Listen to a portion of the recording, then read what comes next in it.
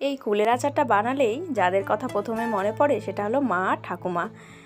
মা ঠাকুমা এভাবে আচার বানিয়ে রাখতো, আর আমরা ছোটোবেলায় খুব চুরি করে খেয়ে নিতাম সেই আচারগুলো।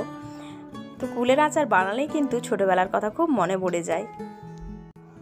টক ঝাল মিষ্টির সাথে এই আচারটা তোমরা কিন্তু সারা বছর সংরক্ষণ করে খেতে পারো। আচারটা খুবই সুস্বাদু হয় আর একদম দোকানের মতো টেস্ট হবে। তো ভিডিওটা সম্পূর্ণ দেখার অনুরোধ রইল, আর ভিডিওটা ভালো লেগে থাকলে অবশ্যই একটা লাইক শেয়ার করে দেবে।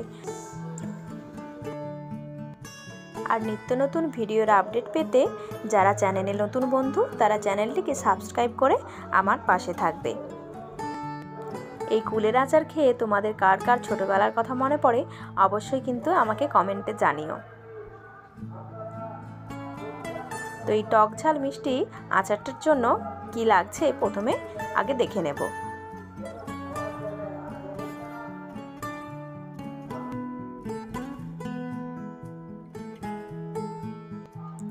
আমি 500 গ্রাম কুলের আচারটা বানাচ্ছি, তোমরা কিন্তু বেশি করেও বানাতে পারো। কুলটাকে প্রথমে আমি ভালো করে ধুয়ে নিয়ে তারপর একটু কেটে নিয়েছি, তোমরা চাইলে ফাটিয়েও নিতে পারো কুলটা। এরপর লবণ মাখিয়ে থালার মধ্যে একটু রোদে দিয়ে দিয়েছিলাম। তো দুপুরের যে রোদটা সেইটুকু রোদ দিয়ে দিলেই কিন্তু হয়ে যাবে। দেখো একটুখানি শুকনো হয়ে গেছে, কুলের যে জলটা ছিল সেটা শুকিয়ে গেছে। তো এভাবে করলে কিন্তু অনেক দিন কুলের আচারটা খুব ভালো থাকে। এবার একটা মশলা বানিয়ে নেব, তার জন্য কড়াই বসিয়ে দিয়েছি।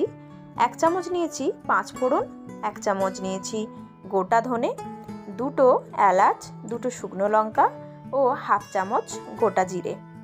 তো আমি যেই পরিমাণে কুলের আচারটা বানাচ্ছি তার জন্য কিন্তু এই মশলাটা একদম পারফেক্ট আছে। তোমরা যদি বেশি পরিমাণে কুলের আচার বানাও সেক্ষেত্রে মশলার পরিমাণটা কিন্তু একটু বাড়িয়ে নিতে হবে। আর অবশ্যই ঝালটা তোমাদের পছন্দ মতো তোমরা নিয়ে নিতে পারো। আঁচটাকে মিডিয়ামে রেখে এভাবে নাড়াচাড়া করে নেব যতক্ষণ না সুন্দর একটা মিষ্টি গন্ধ আসছে। ভাজা হয়ে গেলে অন্য একটা পাত্রে আমি নামিয়ে খুব ভালো করে এটাকে মিহি করে গুঁড়ো করে নেব। তোমরা চাইলে মিক্সিতেও করে নিতে পারো, আমি এটা শিলে করে নিয়েছি। তো কড়াইটা আবারও চুলাইতে বসিয়ে দিয়ে এখানে আমি দিয়ে দিলাম 1 চামচের মতো সরষের তেল। কুলের আচারে কিন্তু বেশি তেল লাগে না।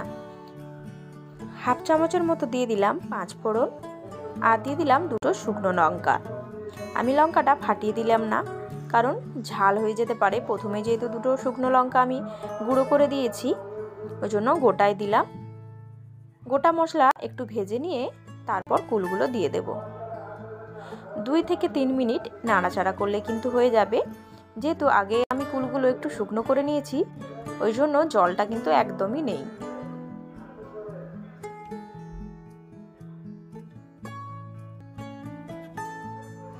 আঁচটাকে কমিয়ে রেখে এবার দেব গুড়।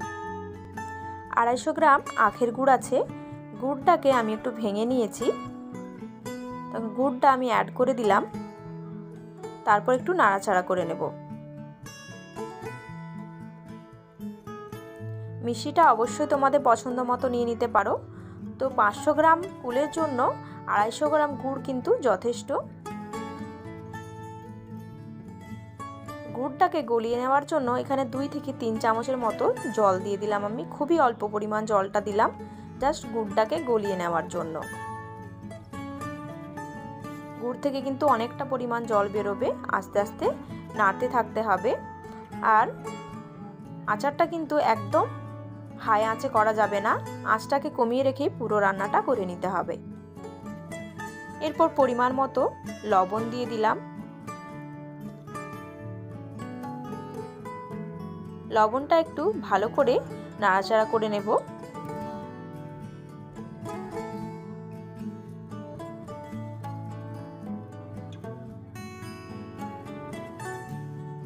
এবার 5 মিনিটের মতো ঢাকা দিয়ে রেখে দেব। তাতে দেখবে কুলটাও সেদ্ধ হয়ে যাবে আর অনেকটা পরিমাণ জলও বেরিয়ে আসবে। অনেকটা পরিমাণ জল কিন্তু এখানে বেরিয়েছে, দেখতেই পাচ্ছ। তো এই জলটা কিন্তু পুরোটা শুকনো করে নিতে হবে, ততক্ষণে কি হবে কুলগুলো কিন্তু খুব ভালো করে সেদ্ধ হয়ে যাবে। গুড়ের মধ্যে কুলটা সেদ্ধ হবে তাতে কি হবে, একদম কুলের মধ্যে খুব ভালো করে গুড়টা মিশে যাবে আর আচারটা খেতে আরও বেশি ভালো হবে।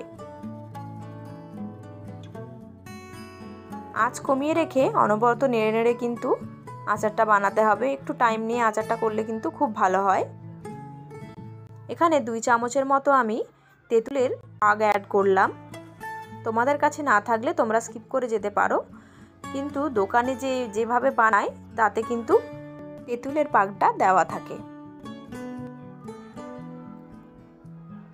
অনেকটাই জল শুকনো হয়ে গেছে, দেখতে পাচ্ছ কুলটাও কিন্তু খুব ভালো করে সেদ্ধ হয়ে গেছে।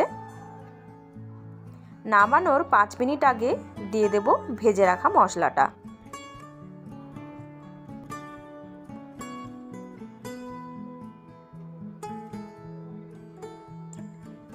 মশলাটা দেওয়ার পর খুব ভালো করে নাড়াচাড়া করে নেব, যাতে মশলাটা কুলের আচারের মধ্যে খুব ভালো করে মেশানো হয়ে যায়।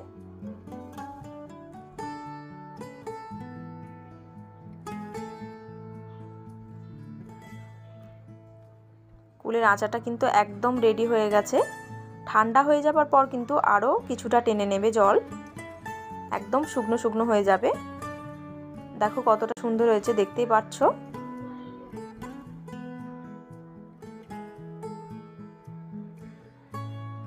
তো এই পর্যায়ে আমি গ্যাসটাকে বন্ধ করে কিছুক্ষণের জন্য রেখে দেব ঠান্ডা হওয়ার জন্য। ঠান্ডা হয়ে গেলে একটা কাচের বয়ামে এটা আমি রেখে দেব। এভাবে কাচের বয়ামে রাখলে কিন্তু অনেক দিন ভালো থাকে। এটা কিন্তু আর রোদে দেওয়ার প্রয়োজন হবে না, অনেক দিন এটা ভালো থাকবে। ভিডিওটা কেমন লাগলো অবশ্যই কিন্তু আমাকে জানিও। দেখা হবে নতুন কোনো একটা ভিডিও নিয়ে। ততক্ষণ সবাই ভালো থাকবে, সুস্থ থাকবে।